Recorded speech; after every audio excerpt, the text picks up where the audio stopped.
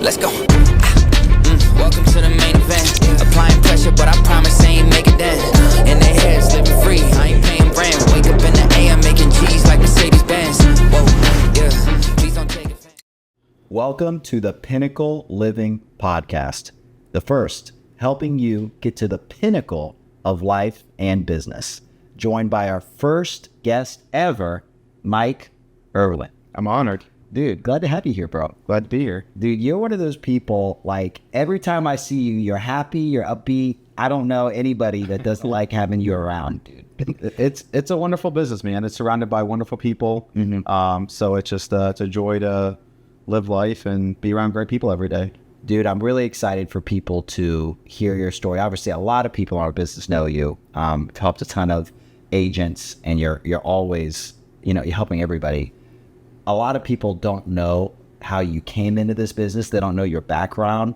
And your story is so powerful, not just for active agents, for people looking into being an entrepreneur, looking at this business specifically. So tell people, obviously we've known each other for 10 years. Yeah. At a place that you were employed for 13 years. 13 years. Yeah. So talk to people a little bit about your past career experience. Yeah. So I was started off as a poor college kid trying to make his way through school. And, I learned pretty quickly that I wasn't cut out for doc jobs and, all the normal college jobs. So yeah, almost actually that first semester at college, as I'm very immature, freshman, trying to figure out life a little bit on my own, so just failed all my classes. I wasn't getting back till 2 a.m. Just struggling with the whole work-life balance and being on my own, and being extremely immature at the time. So actually a friend of mine referred to me. He's like, try this sales position. It's a door-to-door sales position. Give that a shot. So I was like, well, I hate this. So getting back at 2 a.m. and then had to be up at, 7 a.m. to get to classes. And so it was such a, I didn't have time to do my schoolwork, and it was just a total mess. Yeah. So started that, and that was kind of like the beginning of my sales journey. Going door to door, talking to people. I was like, I get paid literally to talk to people. Was it something you loved right away? Like you knew it was a fit? So I actually almost got fired in my first 2 weeks. So I'm going door to door, and I'm just struggling. And then just one day it clicked for me. And then it was just, I don't know what it was, but it was just kind of like putting it all together.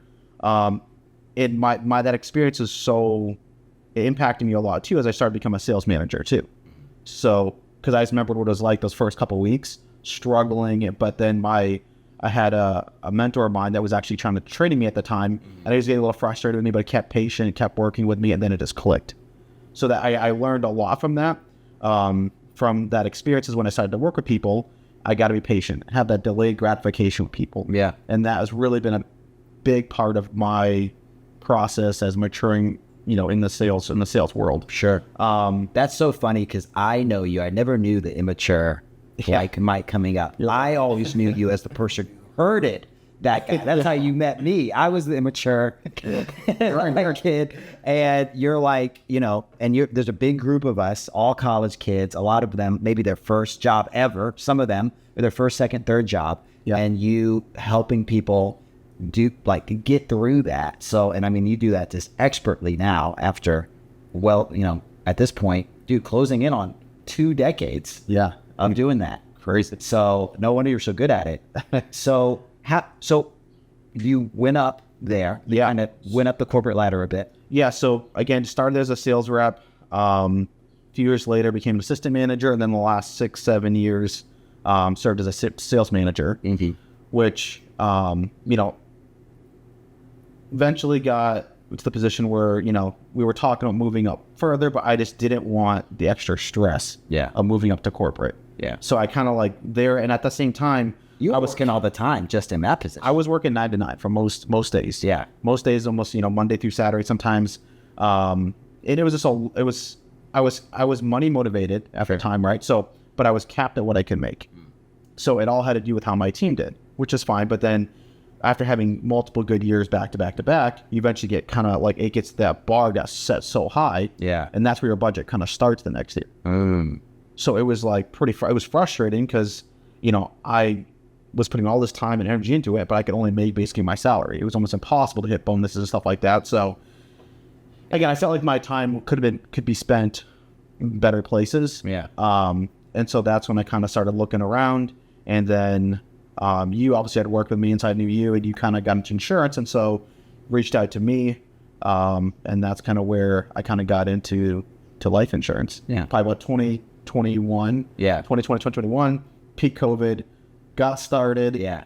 My first, it was peak COVID and Christmas. Yeah. So I think you start the summer of 2020.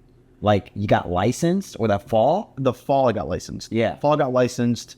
I was like, okay, well, let me try this. Borders are still closed. Yeah, it was crazy stuff going on. Yeah, so kind of give you my intro into life insurance. So I was kind of doing it just on Saturdays. Mm-hmm. So I'd book Friday night and then try to see what I could run on Saturday. So first person I sat with, I sold.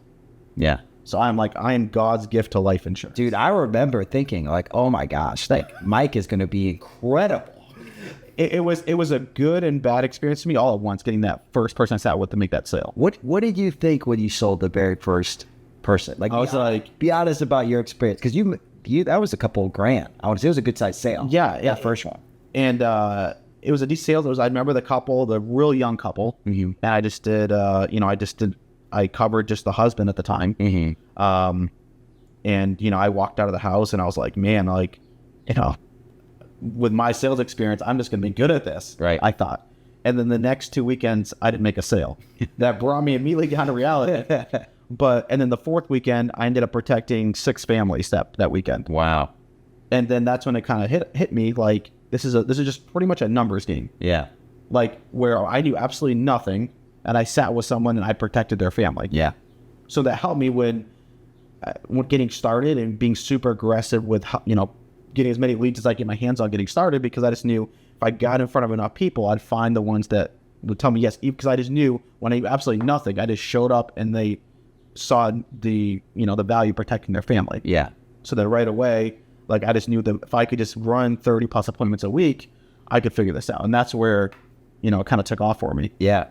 At that point, so sale first weekend, another 2 weeks, Yep. no sales. And that's why I tell people, and I know you've echoed this many times, and it wasn't original to me. Mm-hmm. Starting part-time is the hardest way. Yeah. Because it's just so few opportunities. Like you said, it's just a numbers game. Yeah. You have less numbers, it's less opportunity. That fourth week, you go out there, you help a lot of families, you bring home a good paycheck. Mm-hmm. Was it right then that you're like, I'm going to do this full time? What were the thoughts going on? 13 years at the same job, making a decent amount of money, frustrated. Yeah. But also, were you fearful of what you were losing? Like, what were the thoughts going through your head? The thought that was like burning inside of me is like, I'm going to bet on me. Like, I'm going to bet on me to see if I can make this work. Because what I'm doing now is not getting me and my family to where I want to go. Mm.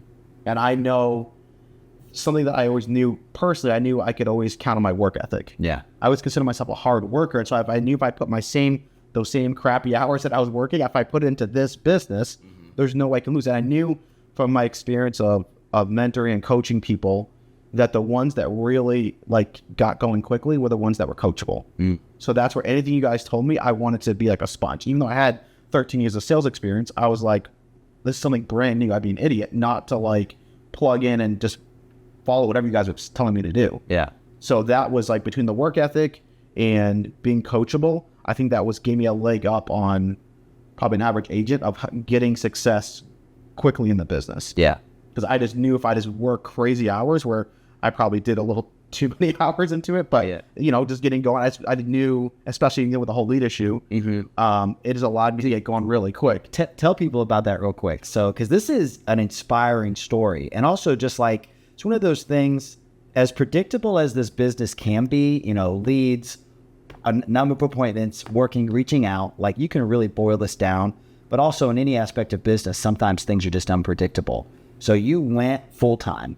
It was a couple months. When did you officially go full time? You left your job, December? Yeah, November was my last day at my former employer, and then December 2020, I jumped head first.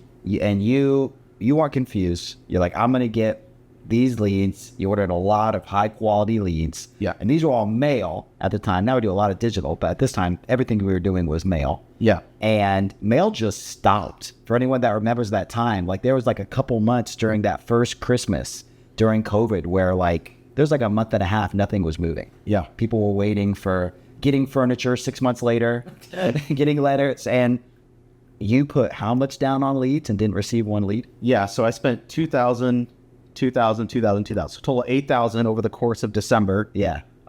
It didn't receive. Yeah. A So single lead. going into it, the reason why I was spending so much is because what I did getting started is I wanted to do, this was going to be my way of making money for my family. Right. I still had a mortgage. I still had car payments. You're placing you're having a 6-figure income. Yeah. And so I had to figure out.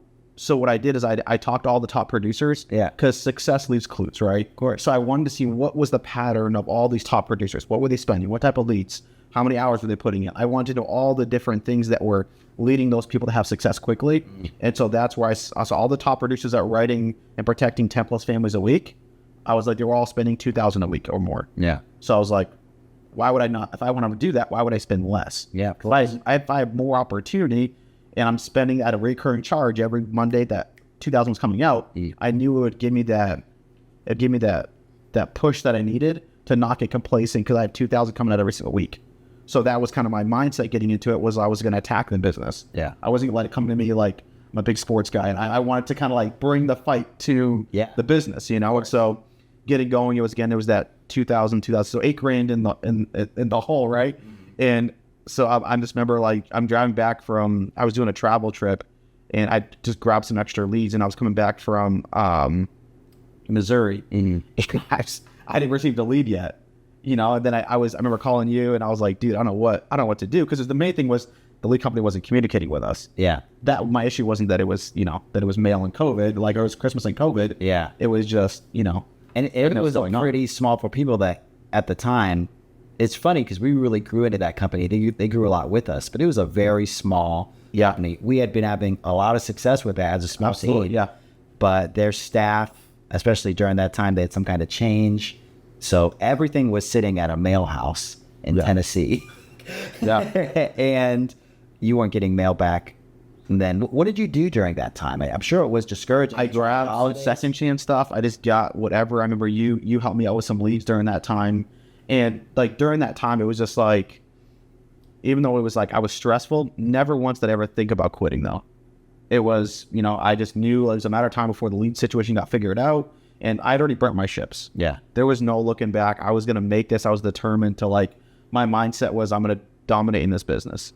Like, I know, again, no matter what happens, like, I'm going to figure it out. Yeah. And or I'm going to die trying. That's basically my mindset. Like, my wife had already told her I was going to figure it out, and she was like, hey, like, I'm all in it. She's like, I know you work hard. I know you'll figure it out. So she gave me that belief, and I just knew that, I had a lot counting on, and I saw enough success from you guys. Yeah. Where I was just like, I'm just going to copy paste it. And that's where when the leads came in, it was go time. And I would do just a quick commercial here, because we're going to touch on, obviously you had tremendous success when those leads started coming in, but something you just said there, I don't want to skip past it because I feel like we don't talk about this enough for married couples. I remember you talking about sitting down with your wife, talking about what this was going to look like, starting a business, how much you were going to work, how you were going to actually be there. So funny, because you were doing it to get freedom. Yeah. But you knew starting off, it was actually going to be less. 100%. Talk to people who maybe are coming in this with a partner, with a spouse, how important it is laying down those clear expectations. Yeah. Because Olivia is phenomenal. 100%. But you guys both had a very great plan together. And I think sometimes great people, that they love each other, but they don't have that plan. They don't talk about what it's going to be, right? They don't set the expectation. Yeah. They're kind of setting themselves up for some heartache. Talk to us about what those conversations would like, and how you guys were talking about maybe that first year in business. Yeah, I think every great relationship starts with communication, right? So like right getting into it, I knew she was going to have some, with my wife, she's nervous about everything. So I wanted to make sure I set clear expectations as far as like, hey, I'm going to keep working the same crappy schedule that I worked at my former employer. I was like, give me a year, because during that 13 years, I really never had Saturdays off. My biggest like delayed gratification goal was to earn my Saturdays off. But I didn't want to start taking them. I wanted to earn them. Yeah. So I said, give me a year of just going, getting this everything I got. Like, give me a year to try to like figure this business out and figure out how to do it at a high level. Dude, what you just said, I didn't want to take it, I wanted to earn it, is so powerful. So sorry to cut you off. That just like stuck in my head there. That's strong. I think for any entrepreneur, you have to be okay with delayed gratification. Yeah. You can't expect your business in the first year or two, and sometimes it does, right? But obviously we were in our different times and different ways of building the business, right? Which is fine. It gave us the blueprint and somewhat how to have success here, which is why I'm so excited to have joined with Pinnacle and have the blueprint of, the knowledge that we have now and how to now we just got the right vehicle. Yeah. Right. So I think it was, at the time, it was just, I just needed to, that communication was key because it gave her, I wanted to set up our goals together. I didn't want it to be my goals. I think a lot of Travis is great with that.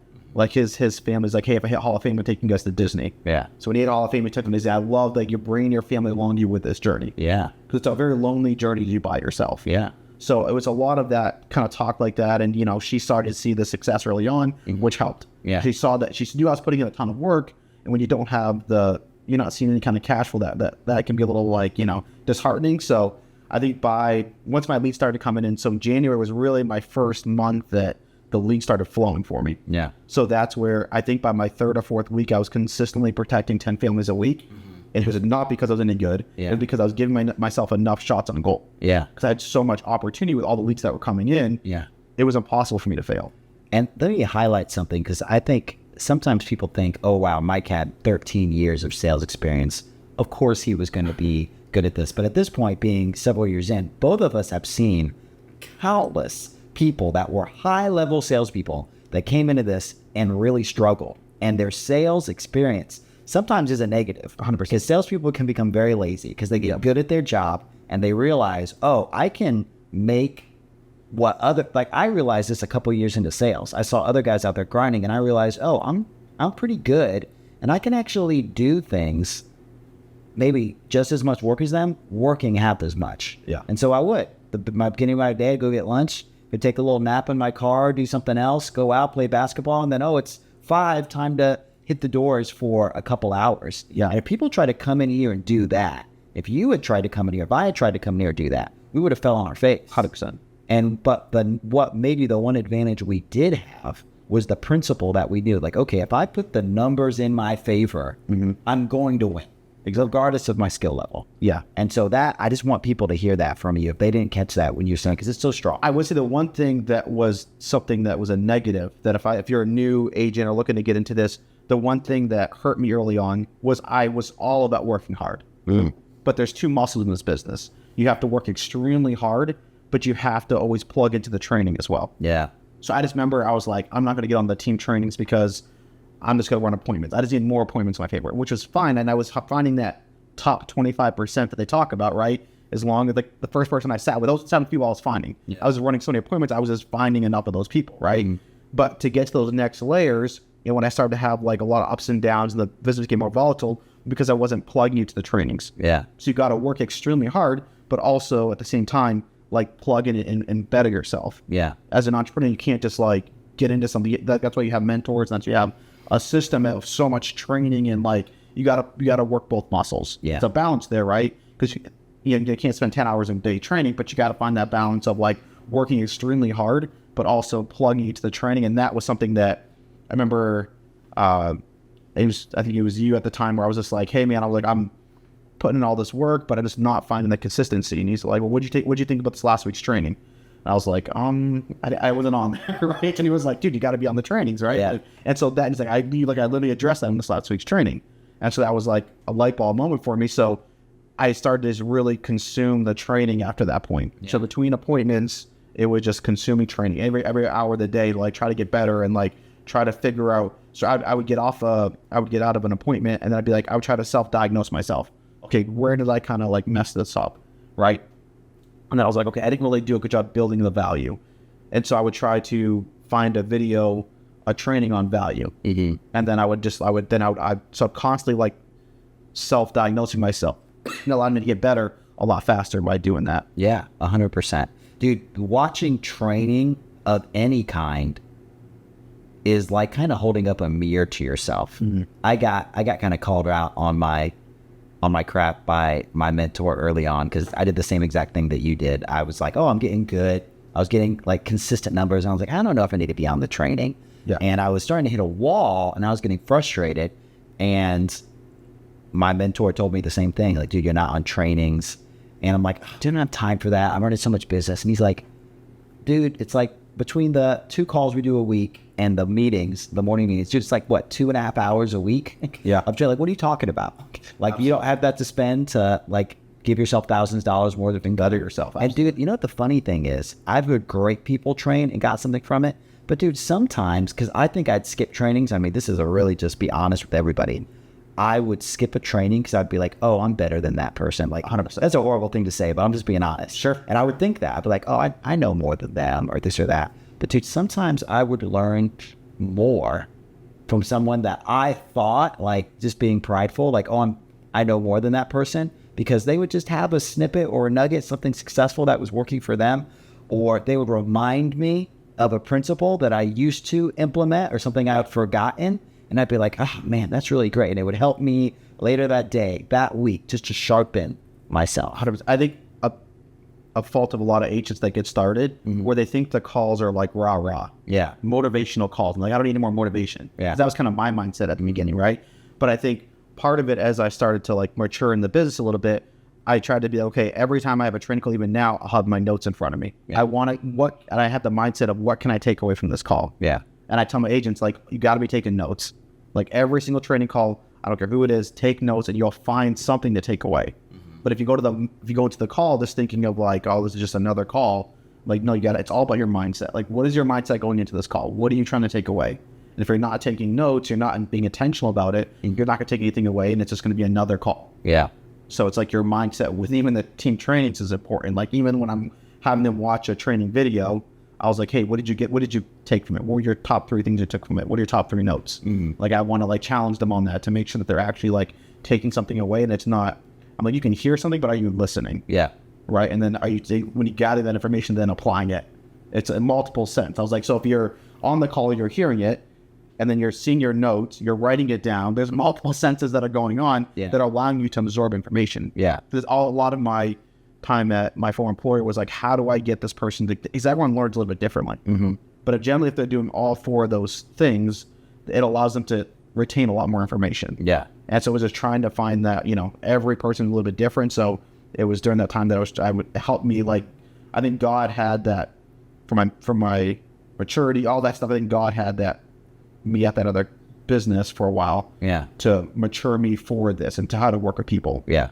Like, I didn't have that. I was very much like, for a lot of different areas of that business, I made my mistakes there. Yeah. So coming into here, it was a little bit more, I was a little more patient with people, and I had a little bit more grace with people, because it's a business. This business is all about people. Yeah. 100%. So, dude, let's get into that a bit for people. So you have recruited quite a few people into this business in the last few years, including some warm market. You talked about Travis there, who's one of our best agents. She's a really great friend of yours from college. That's got to feel amazing. Yeah. Seeing the success he's had the last couple of years. Talk to us what it was like going from, a sales job where you just worked for 13 years. You were a manager, sure, but employees were coming in, you are recruiting, to, okay, this is a business I own now. Yeah. I'm bringing people in. I want to set the right expectations. I know how important it is for you personally, maybe more than just about anyone else. So like, dude, I want these agents to win. Like, it's obvious that it matters to you more than just business. Like, you get bothered. I've seen you go above and beyond, spending hours and hours of extra time with an agent to help them succeed. Like, what was that like for you? Like, and how has your changed? 100%. So I think getting started, it was, especially from working as a sales manager, and these people are already guaranteed a salary. Mm-hmm. Where here, you're guaranteed nothing. Right. So already the individual that I'm working with, for the most part, has a more, like, they actually need me in a way, right? Because over there, you could go and just make the minimum amount of sales, and, it's just the way it's set up, right? So with here, like, it's a different world. Yeah. And so, again, that I enjoy that more, because I know these, like, I always tell agents, I'm like, look, my job is to make sure you make money. Mm-hmm. So these are kind of like my expectations with working with you that you have to plug into, because I'm going to make sure, like, I just tell agents, I'm not going to let you fail. If you do everything I ask you to do, I won't let you fail. Whatever that looks like, whether that means helping you with leads, helping you, whatever that looks like, I won't let you fail. But you got to do everything I ask you to do. And that's kind of been like my, you know, I was like, I think that helps instill a belief that they know I have their back. And I try to earn that respect from them, though. I don't demand it. I just tell them, like, hey, look, like, I'm not your upline. I'm your business partner. We're going to go in this together. We're going to attack the business together, hand in hand, but I need you to be intentional about your work. Dude, that's so powerful. I remember, got to give a shout out to my first mentor in this business, Ivan. When I started insurance, it was my second week, and I had my first like real dial day, because that first week I thought I knew what I was doing. I just fell on my face. The second week, I'm actually okay. Like, I know, I think I get the marching orders now. I put in, 500 dials. I booked up, I think it was 17 appointments over the next 2 days. 12 of them were the very next day. These are all in person, so back to back to back to back. And I remember at the end of the day, looking at that list, I was happy, but I was also, like, so intimidated. And I'd been a captive agent, so I only had one carrier before. Now I felt like I had all these options. Had never done an app with these guys before. I didn't know what I was doing. I just spent $1,000, which was at that time probably half of my net worth, in leads. And so I was like, I'm nervous. Like, I need to go out and make money. And I called him at the end of the day. I'm like, dude, like, I'm nervous. I don't know what to do. Like, I've got all these leads. He's like, dude, you already put in a lot of hard work. He's like, it's going to pay off. He's like, whenever you're with the client, fill out the financial inventory, call me, and I'm going to have your back. He's like, I'm not going to let you fail. Yeah. And I remember that, like, it was just like a relief off my shoulders to know that somebody had my back. Yeah. Like, that meant so much. And sometimes you can forget about it as a mentor in this business, like how big it is. Like, when you're starting off in this business, how intimidating it can be and how powerful those words are. Yeah. And that feeling just to be like, I have your back. There was always that saying where people don't care how much you know until they know how much you care. Yeah. Like, that literally is this business. And I've seen over and over again where, like, I can have all the knowledge in the world, but if that agent doesn't think I care about them, it doesn't matter. Like, it's very hard for me to get through to them and for them to, like, follow what I'm asking them to do, because they just think I'm just trying to make money off them. Yeah. Right. But then when they know, that's why if I have an agent, if they're out of state, I try to fly them in and have a week of worth of orientation where I sit there, get to know them, work them on their phone script, like really pour into them before they even have their first dial day. And then by the end of the week, we have their first dial day, but I've gotten them there so they have a good grasp of what it's going to take to be successful. We've already had an interview. We've already kind of gone through that, but I also want them to, like, start to build that relationship with them. Because I want to make sure they're going to be a business owner. I need to make sure that I give them some of my ups and downs of the business, and have them kind of understand. I want them to have the mindset they need to succeed in the business. Yeah. Because I think that is so important for someone that doesn't have sales, like any sales experience, right? Or never picked up and dialed the phone. Yeah. Like that fright of your first dial day. Like, I remember the first lead that I got that I went to run. I like literally, I've done door-to-door for 13 years. I was literally scared to knock the door, though. Like, I couldn't get out of my car. I remember finally, like, I just went up and knocked on it, and the lady's like, oh, I don't have time. And I'm like, okay. And I went back to my car. Like, before she get the words out of her mouth, I already went back because I was just like, and I'm like, what am I doing? And so, like, but I just remember that fear, and I never wanted to forget that when I'm, like, I try not to forget my past and what struggles I had and what my hurdles were, my mindset, my poor mindset, my, just shortcomings. I never want to forget those because those are my teaching moments. How do I overcome those? That's how I teach people, like, because these are all my shortcomings and a ton of them. And that kind of helped me as I work with agents a little bit. Yeah, 100%. Dude, you've obviously brought in a lot of agents just from the people that know you know, but people that even don't know you, just listen to this. Just hearing what you do, when you bring someone in, spending that extra week of time on top of all the other training we do when someone comes into Pinnacle, boot camp, all the help with contracting, all of the live classes, walking them through everything. You give people a lot of support. You've obviously seen a good chunk of agents succeed. You've also seen a good chunk of agents fail. Yeah. If you had to name one or two characteristics that were most common, people that won and people that lost, what would you say? I think it always comes down to, just like early on, it's the work. You got to put in the work. Like, if you put in the work, And again, I said or later, like it's two things. You got to be coachable. You got to be not to say, oh yeah, like I can ask you for something and you give me advice, and I'm like, all right, cool. Then I just go back to doing what I'm doing. Like that's not going to work. Yeah. Like, cause you can work extremely hard in this business. You can go a million miles an hour in the wrong direction. You could say, yes, I'm working extremely hard, or just like my first dial day. I was there. My mindset was be the first one and last one out. So I got there. You know, I was there 8 a.m. One of the first people there. Got my stuff set up. Started talking to people. Walked my happy butt over there. Grabbed the donut. You know, and I'm just like, so then it was like 9 o'clock. I had my first dial, and then 10:30 was our agency training back then. So I jumped out of agency training, and then by the time that was done, it was like 11:30. Guys are going to lunch. I'm like, hey, I like food. I'll go to lunch. So I went to lunch, came back, dialed for a little bit more, and then I saw people leaving, and made sure I was the last one there. And I was like, hey, all right, I'm the last one here, right? So in my mind, I put in a full day's work of the work because I was at the office from start to finish. I was the first one there, last one to leave. But what did I do in my time there? And I had a reality check. I had to be honest with myself. Agents don't like to be honest with themselves. Did I actually work hard? Yeah. At the end of the day, though, I booked 4 or 5 appointments, and I'm like, I've got to do something about this. So then I moved to the back of the office of that office on Kennedy. I moved the back office at my little chair that I set up there, and I had to lock into what I was like. My failure or success is not dependent on you as my mentor. It was dependent on me going to work. You gave me the tools I needed to succeed. It was me putting in the work and figuring this business out. And I think agents don't want to take that personal accountability sometimes, as rough as that is to say. Yeah. Like, you got to know that a lot of this does depend on you. You have to go to work, and you got to be coachable. Yeah. I think those are the two kind of requisites of getting started. Yeah, I remember, dude, what you're saying makes me think of my own situation coming in. I just talked about, that first week I completely fell on my face. And one of it was, I was in my own mind. And I think people would hear you say, like, oh, put in the work. Like, of course, got to do it. But doesn't really click, because I would have been like starting new that first week. I'd been like, oh yeah, of course I'm putting the work. And in my mind, I was working out. I remember my first 2 dial days, I was in the office for 10 hours plus. I got in there at 8, left at like 6, and I'm like, dude, that's a long day. Then I'm looking at my actual activity. So not just the hours that I clocked in, because we don't get paid hourly. Nope. We get paid for what we actually do. We kill a gear. Absolutely. And I remember looking at my dial truck and listening to a training, and it was a top producer, and he's like, yeah, I do $50 an hour. And I was looking at mine, and I was like, I did 111 dials today. Yeah. And I was here for 10 hours. So here this top producer is, who I think he wrote like almost $1 million in business that year. And I think like 900 or something. And he's putting in $50 an hour.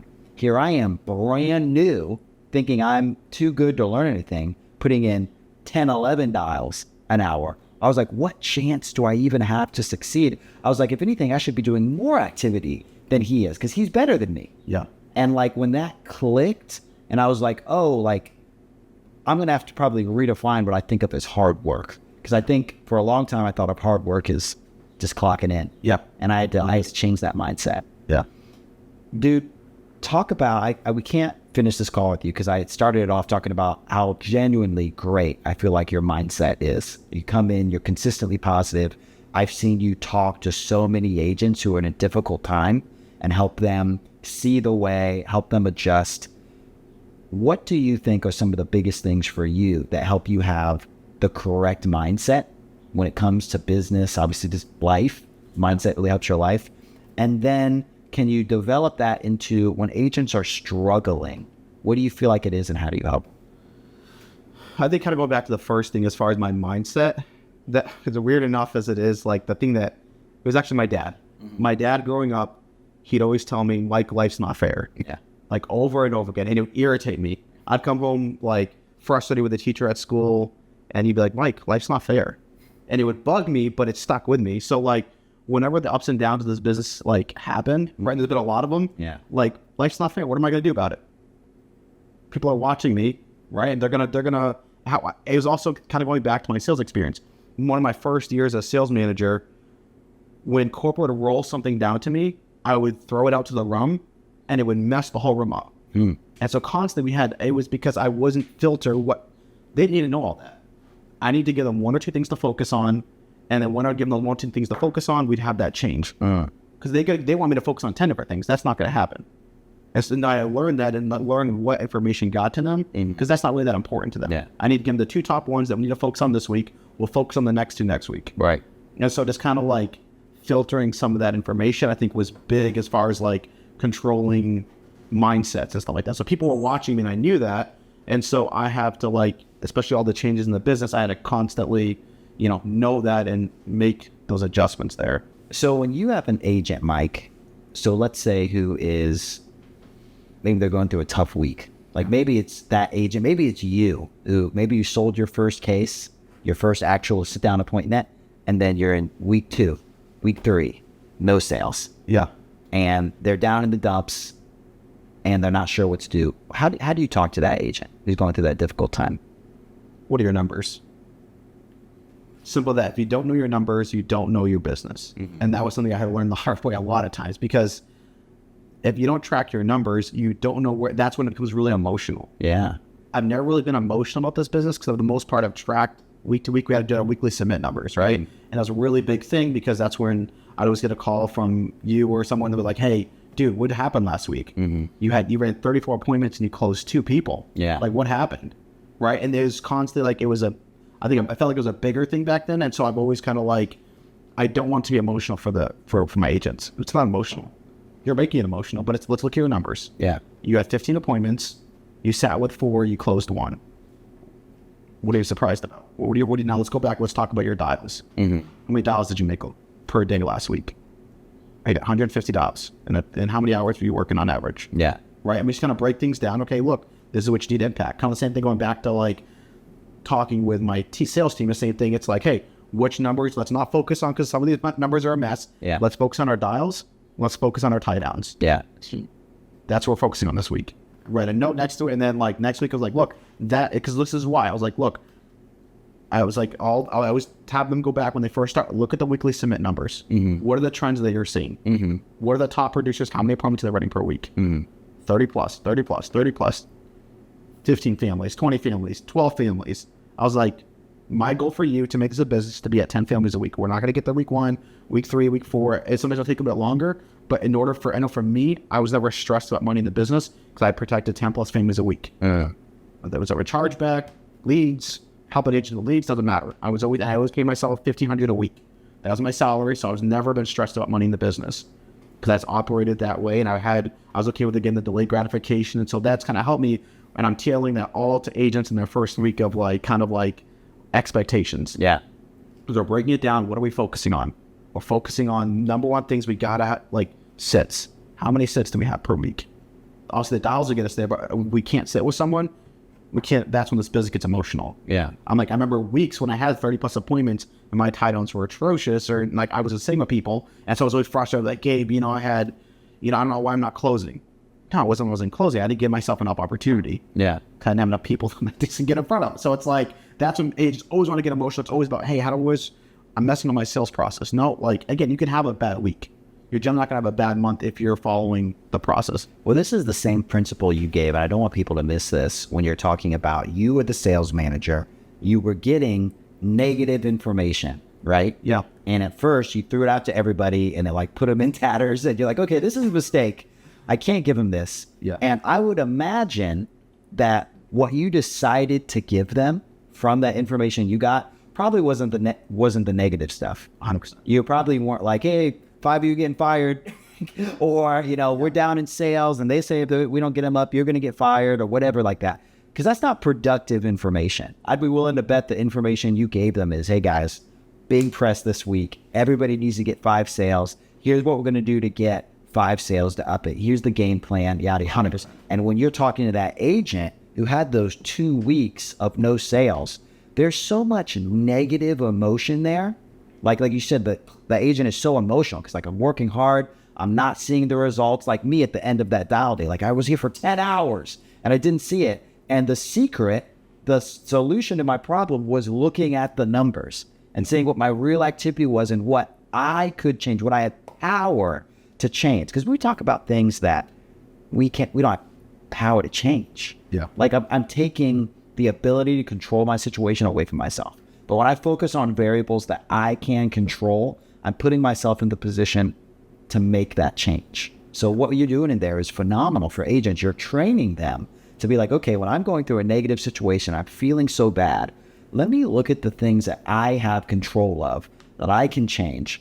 Question myself, put that mirror up to myself and give myself some real honesty. Yeah. And be like, what am I doing different? I remember, Mike, and you probably do this with multiple people, so I'm not trying to give myself a pat on the back, but I experienced it because we did it together. I remember you were probably about a year into your career here, and you were struggling for a couple weeks in a row. Yep. Just with, I blinked. And you blinked. It was like rough. Yep. You're like, hey, I had a rough time. Can I go out and, shadow you and see what you're doing? Mm-hmm. And, you did. And after like the third appointment, you saw just a couple things. And I remember being in the appointment and looking over you and seeing it on your face. Yeah. You were like, oh, you're like, this is Light bulb. Yeah. I think I actually remember the house at Crown Point. I remember exactly. Overlooking the lake. That was Yeah. And we walked out with a really good sale, and we were chatting it up, and it was basically like you had it right there. But that moment, like you doing that, and I've done the same, and I think every successful person has done the same, of making yourself accountable and being like, the way for me to win is out there. It's there. Yeah. Let me go figure this out. As opposed to, dude, so many people who maybe blanked after a couple of weeks, and instead of doing that, they're like, maybe I should quit. Yeah. Maybe I lost it. Maybe I don't have it anymore. This is too hard. Yada, yada, yada. So that's really strong, dude. I think for people that are listening and like ready to make a big adjustment to their mindset, what you just gave them, focusing on the things that they can actually have control over and change their situation and being solution oriented, removing the emotion from it is, that's the way you win, I think, just in life, not just in business. Yeah. I think one last thing is a week or so ago, I have 3 new agents that I'm working with right now. I think I've kind of told you the story, but it was a Tuesday through Saturday lock-in. Oh yeah, I love this. These guys worked extremely hard. They sounded great on the phones, like they really were making some great progress. We went the whole Tuesday through Saturday, and we did 0 sales. Yeah, that's rough. And at the end of the week, I remember like second guessing myself as a mentor of like, man, like what am I not like communicating right? Like what I'm trying to like self-diagnose myself of like, man, like how, like what went wrong here? So at the end of the week, I'm like, guys, I was like, great week this week. And they were kind of shocked, I think, to hear me say that, but I was like, great week this week, guys. You guys put in the work. The field owes us. I was like, so great week. And I was actually worried because I was actually going out of town. So this last Monday when I was out of town, they ended up doing that first day out of the lock-in on a Monday, they did 7 sales. And then for the week, they finished 3 brand new agents. Yeah. They protected 7 families. All of them had minimum of 2, protected 2 families minimum. Yeah. And by the end of the week, they were over, the 3 of them protected over 20 families last week. Dude, that's so strong. And it was just that, like, I think, because again, I could have like ripped them of like, and trying to find the negative that I saw within the group, because you could take negative or positive from anything, right? Sure. So I decided on that time to choose the positive of, because they did work extremely hard. And again, they sounded good in their appointments, like, and it just wasn't our time. Dude, that is just like, it's a clinic. That's the essence of leadership. Because I remember that week. I was there for part of it. I remember You're out in the journey. we were supposed to go out to dinner one night. And you're like, dude, these guys are having a rough. Yeah. Like, I just think they need to have to run the appointment. And I was like, dude, okay. Yeah. And I remember just being like, that was a rough week. And what you did, dude, that was just such a incredible training moment for everyone there. Because you made them, again, focus on the positive, focus on what they had control over. And dude, you just I feel like when you do that, when you give that to somebody and they receive it, you make success inevitable. Because then they're focusing consistently on the things that help a person win. Like, how can you not? You're going to consistently improve. Your belief level is going to continually rise because you're getting wins. Mm-hmm. Like, even though they didn't get a sale, they didn't get the cash in their bank account that week, you gave them a win, which gave them belief, because they're like, okay, but I did this activity. I had this goal. I went out and I achieved, the amount of dials, the amount of appointments, the amount of getting people on the phone, and they got a little bit better. And dude, of course that led to success. the next week? Like, where else was it gonna go? We were due. Yeah. So, dude, that's so strong. Mike, if somebody is thinking two things, I'm gonna wrap this up. If somebody is thinking about this industry, thinking if it's for them, what's something you would tell them to consider? I think it's important to be in the right vehicle. Yeah. Right? Because you and I can both go from here to Jersey to Florida, right? If you had a Ford Focus and I have an F1 car, I'm going to beat you every time. Right? So I think picking the right partner, I think is so important. That's what drove me to Pinnacle. Yeah. Right? Is the leadership was one of the number one things that when you guys talked about, hey, we're going to be doing something, I asked very few questions because you guys already have a track record of success, right? And this business is all about your track records, right? And how you guys deal with people. And I think Pinnacle is just, I know you kind of asked about the insurance and as a question, right? But I think Pinnacle is just a place where people can come and they have a group of people that are going to get behind you and push you. Yeah. Like no other place that I've ever seen, and people that are willing to help, pick up a phone call, text you back, no matter the time of day. Everyone's willing to help everyone. I think that's so powerful to nowhere else in the business world does that happen. No one shares everything that they're doing, right? I think more than ever, Pinnacle is that beacon of hope for people that, again, this is one of the worst economies. We're about to hit, I think, a really bad recession. Yeah. And I think that's why, but people still need to be protected. Yeah. And I think Pinnacle is that beam of light for people right now in a world where it's a lot of gloom and a lot of like frustration right now. Pinnacle can be that light for a lot of people that are looking to change their lives, but you gotta, kind of like I did, you gotta bet on yourself. And I think that is the most important thing is like, everyone don't think of what, though this person has that I don't have, or like as far as like they had sales experience, they don't, like, no, bet on you. Can you go to work? Can you be coachable? Yeah. And that's what this business comes down to. Yeah.